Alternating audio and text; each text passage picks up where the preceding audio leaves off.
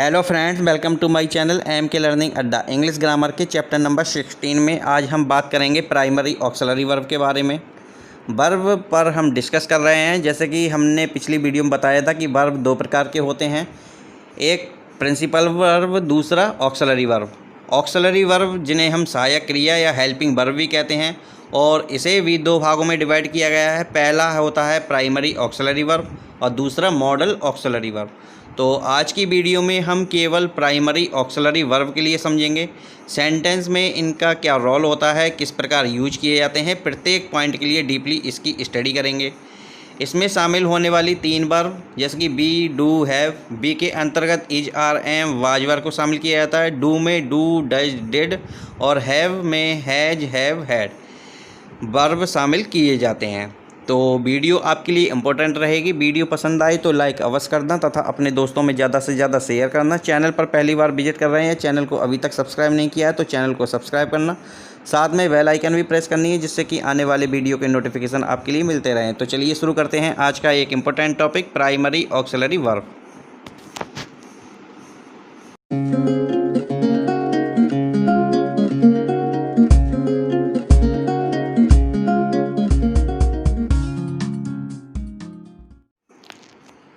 तो चलिए सबसे पहले समझते हैं ऑक्सिलरी वर्ब यानी कि सहायक क्रिया के लिए। A verb used in forming the tenses, moods and voices of another verb, यानी जो क्रिया किसी प्रिंसिपल वर्ब के टेंस, मूड या वॉइस को बनाने में सहायक होती है उसे सहायक क्रिया कहते हैं। सहायक क्रिया क्या प्रिंसिपल वर्ब की सहायक बनने से अपना जो प्रिंसिपल वर्ब के रूप में जो स्वतंत्र अर्थ होता है उसे खो देती है। यानी कि जो सहायक क्रिया होती है जब वो प्रिंसिपल वर्ब के सहायक के रूप में यूज की जाती है तो उसका जो वास्तविक रूप होता है, जो स्वतंत्रता होती है उसे खो देती है और वो प्रिंसिपल वर्ब की सहायक क्रिया बनकर रह जाती है। जब किसी ऑक्सिलरी वर्ब का प्रयोग स्वतंत्र रूप से होता है तो उस स्थिति में लिंकिंग वर्ब कहलाती है। यानी कि जो सहायक क्रिया या ऑक्सिलरी वर्ब का प्रयोग जब सेंटेंस में स्वतंत्र रूप से किया जाता है तो वहाँ पर ये लिंकिंग वर्ब कहलाती है। ही इज देयर, तो यहाँ पर जो हिज का प्रयोग किया गया है वो लिंकिंग वर्ब के रूप में किया गया है क्योंकि यहाँ पर इसका जो प्रयोग हुआ है वो स्वतंत्र रूप से हुआ है। यू हैव अ कार, यहाँ पर हैव का प्रयोग स्वतंत्र रूप से हुआ है। और सी डिड इट, यहाँ पर डिड का प्रयोग भी स्वतंत्र रूप से किया गया है। तो तीनों ये जो वर्ब हैं वो लिंकिंग वर्ब कहलाती हैं। चलिए अब समझते हैं काइंड्स ऑफ ऑक्सिलरीज, यानी कि सहायक क्रिया जो होती हैं कितने प्रकार की होती हैं। तो there are two types of auxiliary verb. पहली primary auxiliary verb. Primary auxiliary verb in English are, यानी कि प्राइमरी ऑक्सिलरी वर्ब जो इंग्लिश में प्रयोग की जाती हैं कौन कौन सी होती हैं। पहली होती है वी, इसके अंतर्गत is, are, am, was verb को शामिल किया जाता है। दूसरी होती है हैव, इसका प्रयोग हैज, हैव, हैड के रूप में किया जाता है। और अगली है डू, इसमें डू, डज, डिड का प्रयोग किया जाता है। और दूसरी जो ऑक्सिलरी वर्ब है वो है modal auxiliary verb. Modal auxiliary verb are, यानी कि इसमें जो क्रियाएं शामिल होती हैं वो हैं can, could, may, might, must, shall, should, will, would, ought to, need, dare, use to. ये सब क्या हैं, ये मॉडल ऑक्सिलरी वर्ब में शामिल की जाती हैं। तो आज की वीडियो में हम केवल यूज ऑफ प्राइमरी ऑक्सिलरीज के लिए समझेंगे, यानी जो प्राइमरी ऑक्सिलरीज वर्ब होती हैं उनका सेंटेंस में किस प्रकार प्रयोग किया जाता है और किस रूप में वो रखी जाती हैं। तो इन्हें चार भागों में डिवाइड किया जाता है। जैसे कि प्रेजेंट में कौन कौन सी होती हैं, past, past participle, present participle. तो सबसे पहले बात करेंगे बी की। तो इज, आर, एम ये प्रेजेंट में शामिल की जाती हैं और वाज वर्ब जो हैं वो पास्ट में शामिल की जाती है। पास्ट पार्टिसिपल में बीन के लिए शामिल किया जाता है और प्रेजेंट पार्टिसिपल में बीइंग के लिए शामिल किया जाता है। बात करेंगे डू के बारे में। तो डू या डज ये प्रेजेंट में शामिल की जाती हैं, डिड के लिए पास्ट में शामिल करते हैं और डन के लिए पास्ट पार्टिसिपल में शामिल करेंगे। प्रेजेंट पार्टिसिपल में डूइंग के लिए शामिल किया जाता है। हैव के बारे में बात करें तो हैज और हैव ये दोनों प्रेजेंट में शामिल होते हैं, पास्ट में हैड को शामिल किया जाता है, पास्ट पार्टिसिपल में हैड को शामिल किया जाता है और प्रेजेंट पार्टिसिपल में हैविंग को शामिल किया जाता है। उपरोक्त सभी वर्ब्स सब्जेक्ट और नंबर और टेंस के अनुसार रूप धारण करते हैं, यानी कि जो सहायक क्रियाएं होती हैं वो वर्ब के अनुसार सब्जेक्ट, के नंबर और टेंस के अनुसार अपना रूप धारण करती हैं। यहाँ पर हम जानेंगे primary auxiliary verb as a full verb, यानी कि जो प्राइमरी ऑक्सिलरी वर्ब होती हैं उनका फुल वर्ब में किस प्रकार यूज किया जाता है। सबसे पहले बात करेंगे बी के बारे में। तो बी में इज, आर, एम और वाज वर्ब को शामिल करते हैं। तो यहाँ पर जो सेंटेंस दिया गया है दे आर गर्ल्स, तो आर का जो प्रयोग हुआ है, आर जो है वो प्राइमरी ऑक्सिलरी वर्ब है और इसका जो प्रयोग हुआ है वो फुल वर्ब के रूप में किया गया है। और यहाँ पर देखें तो दे आर कमिंग, तो यहाँ पर जो आर का प्रयोग किया गया है वो ऑक्सिलरी वर्ब के रूप में किया गया है, जबकि कमिंग का जो प्रयोग हुआ है वो फुल वर्ब के रूप में किया गया है। हैव के बारे में बात करें, ही हैज़ अ कंप्यूटर, तो हैव के अंतर्गत हैज़, हैव, हैड को शामिल किया जाता है। तो यहाँ जो हैज़ का प्रयोग किया गया है वो फुल वर्ब के रूप में किया गया है, ही हैज़ अ कंप्यूटर।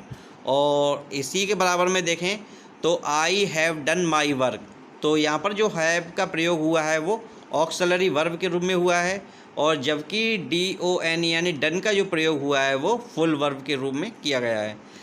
इसी प्रकार डू को देखते हैं, जिसमें डू, डज, डिड को शामिल किया जाता है। तो आई डू माई होमवर्क, तो यहाँ पर डू का जो प्रयोग हुआ है वो फुल वर्ब के रूप में हुआ है। और इसी के बराबर में जो सेंटेंस है we do not go to school, तो यहाँ पर जो डू का प्रयोग हुआ है वो ऑक्सिलरी वर्ब के रूप में है और गो का प्रयोग हुआ है वो फुल वर्ब के रूप में किया गया है। यानी कि जहाँ पर केवल सहायक क्रिया प्रयोग की जाती हैं तो वहाँ पर उनका प्रयोग फुल वर्ब के रूप में होता है, लेकिन जब इसके साथ किसी दूसरी क्रिया को शामिल किया जाता है, कुछ प्रिंसिपल वर्ब को शामिल किया जाता है, तो इनका जो रोल सहायक क्रिया यानी कि ऑक्सिलरी वर्ब के रूप में इस्तेमाल की जाती हैं। तो चलिए सबसे पहले समझते हैं बी का प्रयोग, यानी कि बी का प्रयोग सेंटेंस में किस प्रकार होता है। बी में is, are, am, was, were, being और बीन को शामिल किया जाता है। अब इनका प्रयोग किस रूप में होता है। पहला एज अ प्रिंसिपल वर्ब, यानी कि प्रिंसिपल वर्ब के रूप में होता है जब इसका अर्थ होना होता है। जब इसका अर्थ होना होता है तब इन्हें प्रिंसिपल वर्ब के रूप में इस्तेमाल करते हैं, जैसे कि गॉड इज एवरीवेयर, तो यहाँ पर जो इज का प्रयोग हुआ है वो फुल वर्ब यानी प्रिंसिपल वर्ब के रूप में किया गया है। गॉड इज एवरीवेयर, ईश्वर हर जगह है, तो इसका जो अर्थ है वो होना से निकलता है। The key was on the table, तो यहाँ वाज का जो प्रयोग हुआ है वो प्रिंसिपल वर्ब के रूप में हुआ है। उपरोक्त वाक्यों में इज और was intransitive verbs of complete predication हैं। अगला देखते हैं she is a nice girl, तो इज का जो प्रयोग हुआ है वो प्रिंसिपल वर्ब के रूप में हुआ है।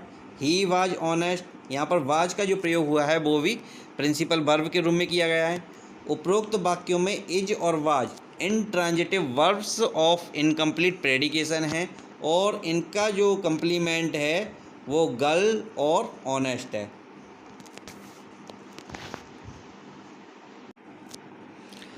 अब देखते हैं बी का जो प्रयोग होता है एज एन ऑक्सिलरी वर्ब। इनका प्रयोग ऑक्सिलरी वर्ब में किया जाता है जब ये कॉन्टिन्यूअस टेंस या पैसिव वॉइस बनाने में सहायता करता है।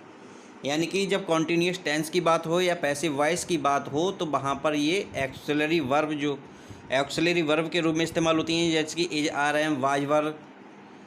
तो जैसे कि ये देखिए ही इज गोइंग, तो ये कॉन्टिन्यूअस टेंस का वाक्य है और यहाँ पर इज का जो प्रयोग हुआ है वो ऑक्सिलरी वर्ब के रूप में हुआ है, जबकि गोइंग का जो प्रयोग हुआ है वो प्रिंसिपल वर्ब के रूप में किया गया है। दे वर रनिंग, यहाँ पर वर का प्रयोग ऑक्सिलरी वर्ब के रूप में है और जबकि प्रिंसिपल वर्ब के रूप में रनिंग का प्रयोग किया गया है। दोनों सेंटेंस कॉन्टिन्यूअस टेंस के हैं। ही इज लव्ड, यहाँ पर इज का जो प्रयोग हुआ है वो ऑक्सिलरी वर्ब के रूप में है और जबकि लव्ड का जो प्रयोग हुआ है वो फुल वर्ब यानी कि प्रिंसिपल वर्ब के रूप में किया गया है और ये एक पैसिव वॉइस है। द हॉर्स वाज सोल्ड, तो यहाँ पर जो वाज का प्रयोग हुआ है वो ऑक्सिलरी वर्ब के रूप में है और सोल्ड का जो प्रयोग हुआ है वो प्रिंसिपल वर्ब के रूप में किया गया है और ये भी क्या है, पैसिव वॉइस है। Be is used as a main verb with infinitive, यानी कि बी की जो क्रियाएं होती हैं उनका प्रयोग मैन वर्ब के रूप में इन्फिनेटिव के साथ किया जाता है। पहली स्थिति है टू इंडिकेट अ प्लान, यानी कि कोई योजना बनाते समय I am to go to Rampur tomorrow, तो यहाँ पर एम का जो प्रयोग हुआ है वो मैन वर्ब के रूप में हुआ है। टू कन्वे इंस्ट्रक्शन, कुछ निर्देश देने के संबंध में you are to clean this room, तो यहाँ पर जो आर का प्रयोग किया गया है वो मेन वर्ब के रूप में किया गया है। बात करेंगे डू के बारे में, जिसमें डू, डज, डिड को शामिल करते हैं। तो डू का प्रयोग एज अ प्रिंसिपल वर्ब, जब इसका अर्थ करना या टू एक्ट का मतलब यानी एक्शन वर्ड के रूप में हो, तो वहाँ पर डू का प्रयोग जो होता है वो प्रिंसिपल वर्ब के रूप में ही होता है। जैसे कि वी डू दिस वर्क, यहाँ पर डू का जो प्रयोग हुआ है वो प्रिंसिपल वर्ब के रूप में किया गया है। आगे देखते हैं एज अ प्रोवर्ब, जब किसी पहले आए हुए वर्ब के स्थान पर प्रयोग हुआ हो, यानी कि कोई पहले वर्ब आया हुआ है उसके स्थान पर जब प्रयोग किया जाता है तो वहाँ पर उसे एज अ प्रोवर्ब के रूप में माना जाता है। जैसे कि she likes the same colour as I do, तो यहाँ डू वर्ब जो है वो लाइक के स्थान पर प्रयोग किया गया है। एज एन ऑक्सिलरी वर्ब, यानी कि डू का जो प्रयोग होता है ऑक्सिलरी वर्ब के रूप में कब होता है, जब सेंटेंस नेगेटिव या इंट्रोगेटिव बनाने में सहायक हो।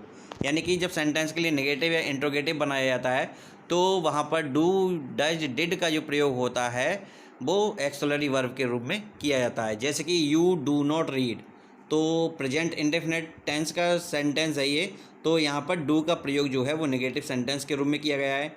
डू वी गो, यहाँ पर डू का जो प्रयोग हुआ है वो इंट्रोगेटिव बनाने के रूप में किया गया है। तो प्रेजेंट इंडेफिनिट टेंस के वाक्यों में या पास्ट इंडेफिनिट टेंस के वाक्यों में नेगेटिव या इंट्रोगेटिव के रूप में डू, डज, डिड का प्रयोग करते हैं। कभी कभी जोड़ देने के लिए सब्जेक्ट और वर्ब के बीच में डू का प्रयोग किया जाता है, यानी कि सेंटेंस में जब जोड़ देना हो तो सब्जेक्ट और वर्ब के बीच में डू का प्रयोग करते हैं। जैसे कि आई डू गो, मैं जाता तो हूँ, तो यहाँ पर सेंटेंस पर जोड़ डालने के लिए हमने बीच में डू का प्रयोग किया है, आई और गो, यानी कि सब्जेक्ट और वर्ब के बीच में।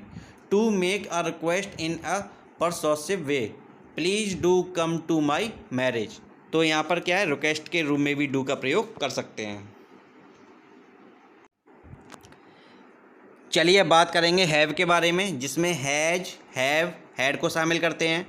तो हैव का प्रयोग प्रिंसिपल वर्ब के रूप में कब होता है, जब इसका अर्थ रखना या टू पोसेस होता है।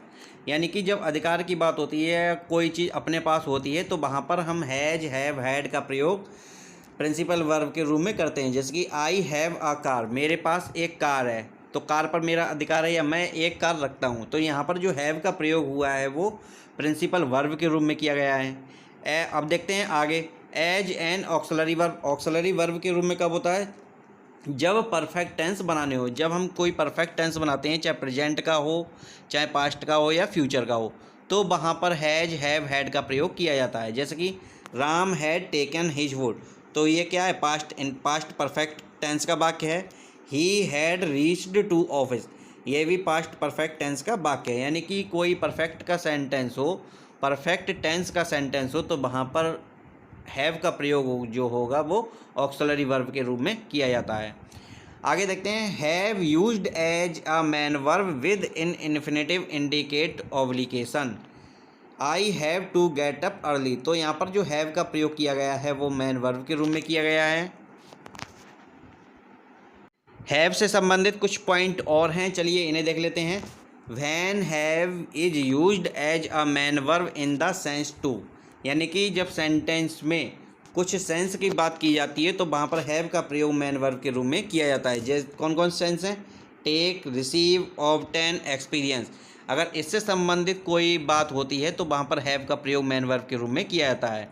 Do is use to form question on negative, यानी कि इस प्रकार के जो वाक्यों में डू का जो प्रयोग होता है वो क्वेश्चन वाले में, क्वेश्चन के लिए या नेगेटिव के लिए किया जाता है। जैसे कि डू यू हैव टी और कॉफ़ी फॉर ब्रेकफास्ट, तो यहाँ पर डू का जो प्रयोग किया गया है वो क्वेश्चन फॉर्म के लिए किया गया है और हैव का जो प्रयोग किया गया है वो मैन वर्ब के लिए किया गया है।